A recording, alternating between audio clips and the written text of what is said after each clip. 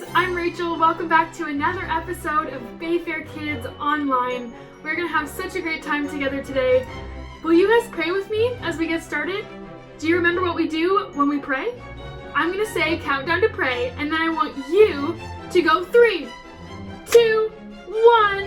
And when we get to 1, we're going to be quiet because we're going to talk to Jesus. So I'm going to talk to Jesus with my words, and you can agree with me in your heart by listening.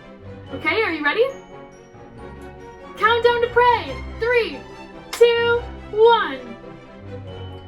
Jesus, thank you for this Sunday that we can be together. Even though we can't be together in person, thank you so much that we have ways that we can still connect and learn about you and your love for us, God. I pray that you'd help us to focus today and learn amazing things about you. That you would just open up our hearts to be able to hear whatever you want to tell us. Amen. Alright, you guys, last week we started a brand new series in the book of Ecclesiastes? Space gymnastics? No, that's not right either. I'm pretty sure... Oh, this is it. Ecclesiastes. Ecclesiastes, yeah, that's the one we're looking for. Have you heard of that book before? It's in the Bible, and there are so many amazing stories and books in the Bible. And this is one you might not be super familiar with. But we are going to change that this series because there are so many awesome things that we can learn from it. So let's start with the basics. The Bible is broken up into 2 parts. There's the Old Testament, which was written first and includes stories about people like Adam and Eve, Noah, Moses, Jonah, and King David. And we hear about God's promises to his people. The New Testament is the second part of the Bible, where we hear about how God came through on his promises. We hear stories about people like Mary and Joseph, Paul, John, and Jesus. Ecclesiastes is a book in the Old Testament. If you're looking for it in your Bible, this is where you'll find it. Ecclesiastes is a really fascinating book because the whole thing is written from the perspective of someone called the teacher. The first verse tells us that the teacher is King David's son, who also became king one day. Do you remember David? Like the story of David and Goliath? We're talking about that same David, who later grew up and became king. We can't be 100% sure who the teacher is, but we can be pretty confident that it was David's son Solomon. Here are some things that are helpful for you to know about Solomon. God spoke to Solomon in a dream and told him he would give him anything he asked for. God was like, what do you want? Just ask and I'll give it to you. So Solomon literally could have had anything he wanted in the whole wide world. And he asked for wisdom. He became king after his dad, but he knew that he wasn't perfect and that there were lots of things that he didn't know about leading his people. So he asked God for help to lead well, to have understanding in his heart, and to help him know the difference between right and wrong. That's why he asked for wisdom.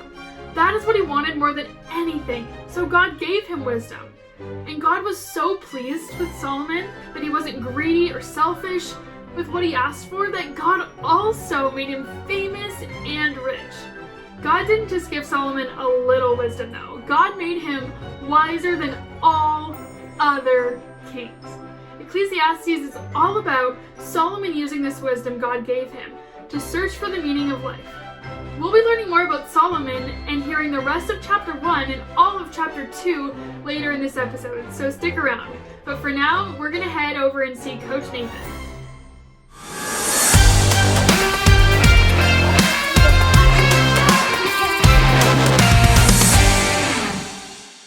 Hey guys, Nathan here again. I'm going to show you another cool workout that you can do. This is our second one. So we're going to do some high knees. Want to get our knees as high as we possibly can. We're going to act like we're running. Got to keep them as high as we can. And then we're going to do butt kicks, where we want to try and kick our butt. Got to try and do it as many times as we can. And then the other one we are doing is going to do a lunge. You want to get your back knee as close to the floor as possible. One more. And then we're going to do squats, where we're going to keep our back flat and get our butt as close to the floor as possible. Thank you guys for joining. Have a great day.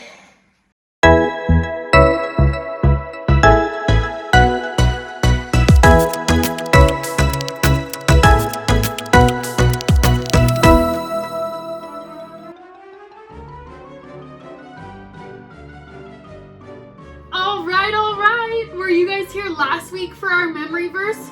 Did you learn it with me last week? Okay, I'm hoping that if you learned it last week, that it's still in your mind and you'll be able to do it with me without me even telling you what it is.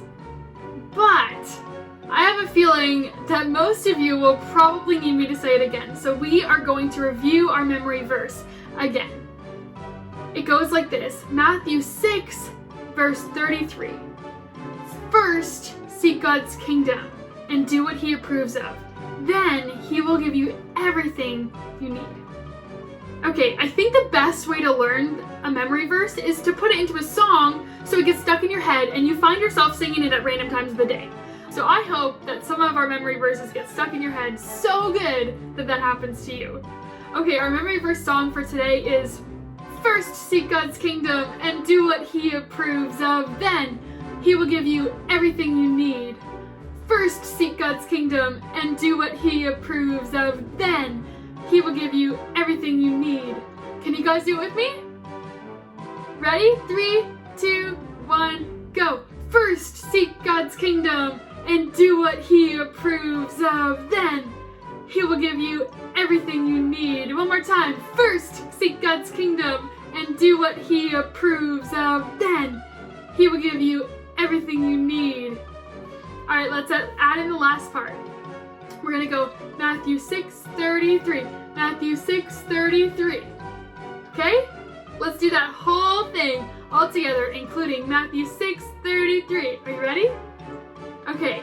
3, 2, 1, go. First, seek God's kingdom and do what He approves of. Then He will give you everything you need. Matthew 6:33. Matthew 6:33. Awesome, awesome, awesome job. All right, that is our memory verse for today.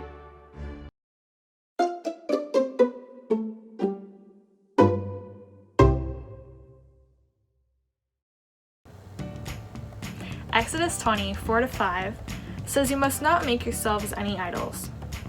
Don't make something that looks like anything in the sky above, or the earth below, or in the water below the land. You must not worship or serve any idol. This is because I, the Lord your God, am a jealous God. What's important to understand is how the word jealous is used. When we use the word jealous, we often mean it in the sense of being envious of someone who has something that we don't. This is not the kind of jealousy that Exodus is talking about, because that would be like telling God that it's wrong for Him to want our time and attention and that He doesn't deserve it. The whole reason we were created was to spend time with Him and know Him. So there's also such a thing as righteous jealousy. And what we read, it's not that God is jealous in the wrong way. His jealousy is a wanting of something that should be His. These verses speak of God telling us not to make idols, instead of giving God the worship and service that belongs to Him and Him alone. I think that this is an important quality of God because it shows us just how much God loves us. I know that I belong to God and that He wants me. He's jealous of anything that takes my attention away from Him because it should be directed towards Him.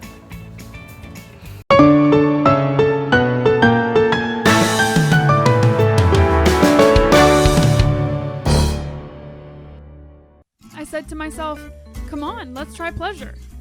Let's look for the good things in life. But I found that this too was meaningless. So I said, laughter is silly. What good does it do to seek pleasure? After much thought, I decided to cheer myself with wine. And while still seeking wisdom, I clutched at foolishness. In this way, I tried to experience the only happiness most people find during their brief life in this world. I also tried to find meaning by building huge homes for myself and by planting beautiful vineyards. I made gardens and parks, filling them with all kinds of fruit trees. I also owned large herds and flocks, more than any of the kings who had lived in Jerusalem before me.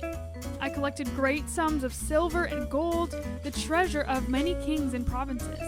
I hired wonderful singers, both men and women. I had everything a man could desire. So I became greater than all who had ever lived in Jerusalem before me. And my wisdom never failed me. Anything I wanted, I would take.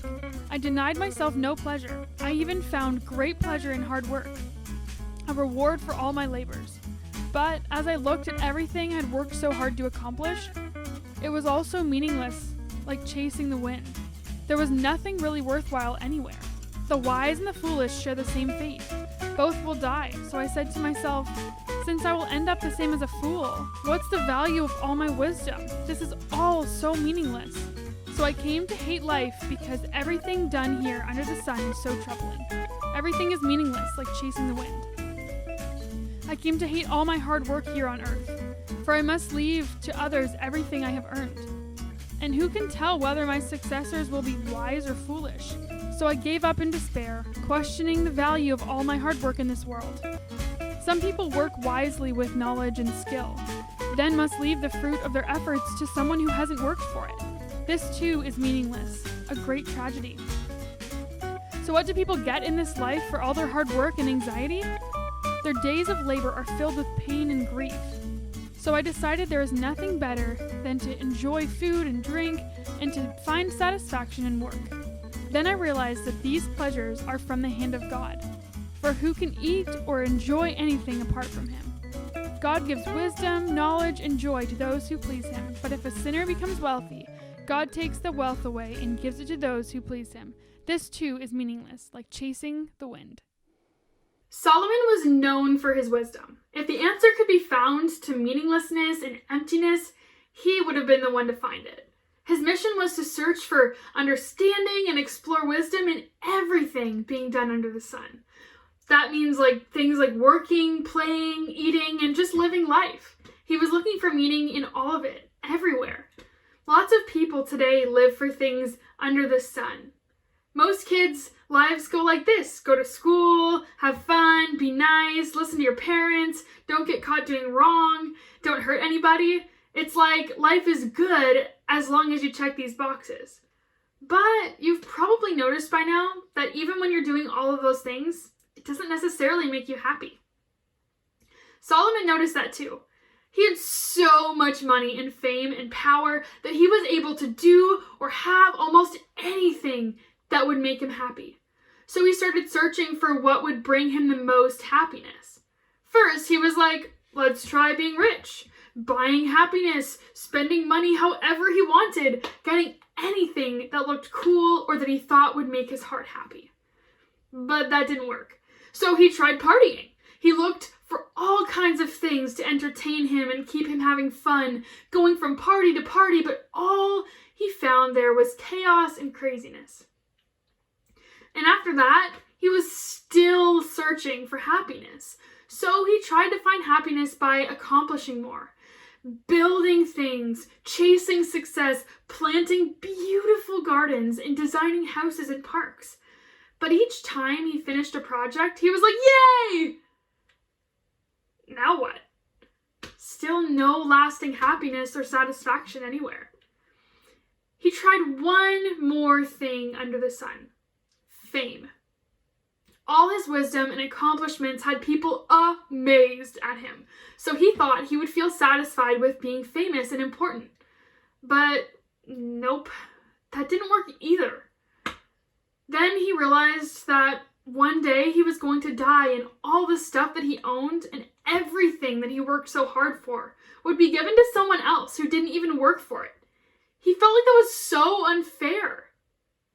Life seemed so empty. Solomon wondered if there was anything worthwhile. He learned that no matter how much money you have, you can't buy happiness. He enjoyed everything life could offer him. Then he wrote the book of Ecclesiastes at the end of his life to let people know about all the sadness and bitterness that he experienced from trying to chase happiness, hoping that they would learn from his experience and not have to go on the same journey. He came to hate everything under the sun, all the things that were supposed to make him happy or add meaning to his life. They just didn't satisfy him like he hoped they would. What he learned was that you'll never reach happiness because there's always more you could have. There always seems to be something better. But once you get that, you want the next thing. Like when you really want that new toy for Christmas and your parents get it for you and then 2 weeks later, it just sits in the pile with all the rest of your toys. In sports, we go, we won! Now let's see if we can win again next year. At school, we go, I got 98% on my test, but I don't have the highest grade in my class. Kids go, if I get to go here for my birthday party, then I'll be happy. But once your birthday is over, does the happiness last? Nope. In the Bible, it says that trying to find happiness in all of those things is like chasing the wind. Have you ever tried to chase the wind before? It's pretty silly.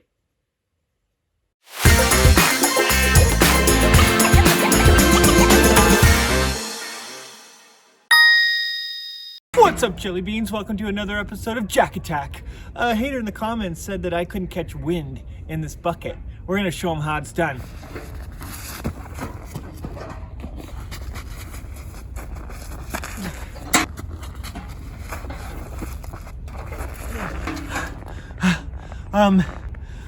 Might have a hole in the bucket, or I don't know, maybe I need a bigger bucket. Anyway, like and subscribe. See you next time. We can see how pointless it is to chase the wind or try to catch it. It doesn't make sense to do that. It's not that life has no meaning, but that the meaning is never really clear. That's why it's like chasing the wind. We can never really figure out how exactly to do it, but we can keep on trying. We look forward to something, but then it happens and it's not as great as we thought. Like when you get so excited about going somewhere like Disneyland, and then you get back from your trip and you realize it was really fun, but it's over now.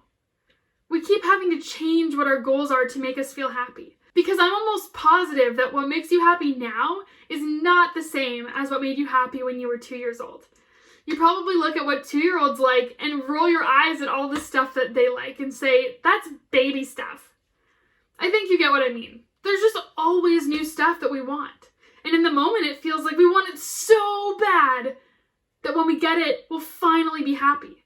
Like, please, please, please, can I have a dog? I'll never ask for anything ever again in my whole life. But we all know that once you get the dog, you're going to want something else too, because that's just how life is. Solomon tried so hard to search for understanding and explore wisdom in everything under the sun. He focused on what he thought was best for him and followed what he wanted. We do that a lot too. We think that following what we want will lead to happiness, but looking to God is actually what brings us true happiness. And that brings us to our big idea for today. What's the big idea? Our big idea is God is the only one who can fill our hearts with happiness that lasts. I'll say it again. God is the only one who can fill our hearts with happiness that lasts. One more time, but this time I want you to say it with me. Are you ready? Are you ready? Here we go. God is the only one who can fill our hearts with happiness that lasts. The kind of happiness we're talking about is more than just a good feeling that makes you smile. We're talking about contentment. Being content means being satisfied and having your life filled with peaceful happiness. When you're content, your love tank feels full and you feel thankful for all that you have in your life, even when you're in situations that are frustrating or disappointing. Only God can give you that kind of happiness. Contentment isn't about what situation you're in, but it's about finding joy wherever you are and in whatever you have. We like to look inward for answers, but we won't find them there. There are gaps in every area of life that can only be filled by looking to God. We have to look above the sun to God because everything under the sun can't fill us up with what we need. God has given us so many beautiful and wonderful gifts, but sometimes we get so focused on everything we want and everything we don't have that we don't even celebrate what we do have. If you learn to see the beauty of what you have, you will enjoy life so much more. The more you learn to celebrate your everyday life, the more you'll start seeing things worth celebrating. The same thing that ruins someone's day could be the thing that you choose to see as a gift. Think about it like this. The same rain that makes farmers smile is the rain that makes kids cry because they can't go outside for recess. It's all about perspective. God blesses us when we work hard and live our lives to honor Him. Every feeling of satisfaction from hard work, a job well done, or eating a good meal is something that we can thank God for. and the little moments in life that make our hearts smile, like a cool breeze or the warm sun beating down on us in the summer, the comfort of your favorite stuffy or blanket, your favorite snack, or playing with friends. These are all gifts from God. The Bible says that every good gift comes from God. When we switch our perspectives, we start being on the lookout for God's gifts of joy as we take the time to see and give thanks to God. God's gift of joy helps us to look past and get over our unhappiness instead of feeling stuck in it. Not only does God give us joy, but He brings us blessing and satisfaction as we learn to love and trust Him. Through faith, we can enjoy all of God's gifts. That makes me think of our Jesus sighting for today. Chasing happiness will never satisfy us or leave us feeling content. But Jesus gives us more than just changing our frown to a smile. He changes our hearts from the inside out. What started out as anxious and hateful, He turns to peace-filled and loving. Jesus takes us as we are. He takes whatever we have to offer Him, which isn't much, and He creates a new heart in us. He takes our heart and shapes it to become more like His. That's where we begin to find contentment and satisfaction. That's why, out of all the great gifts that God has given us, the greatest gift is Jesus. Because He brings us salvation, and all good things come from God through Jesus. Because of Jesus, we have the gift of a relationship with the one who made our hearts and understands us. And we receive it as a gift, not as something we could ever earn. We can't find happiness by creating a perfect life. But Jesus brings contentment to our hearts no matter what situation we're in. Money never satisfies, but Jesus provides all that we need. Jesus brings purpose and meaning and hope and joy. What will bring us contentment is being totally devoted to God. That's what holiness is, living a life dedicated to serving God. We find peace and happiness by being committed to serving God with our lives. When we're committed to serving God, He fills our hearts with peace and happiness. And remember, God is the only one who can fill our hearts with happiness that lasts.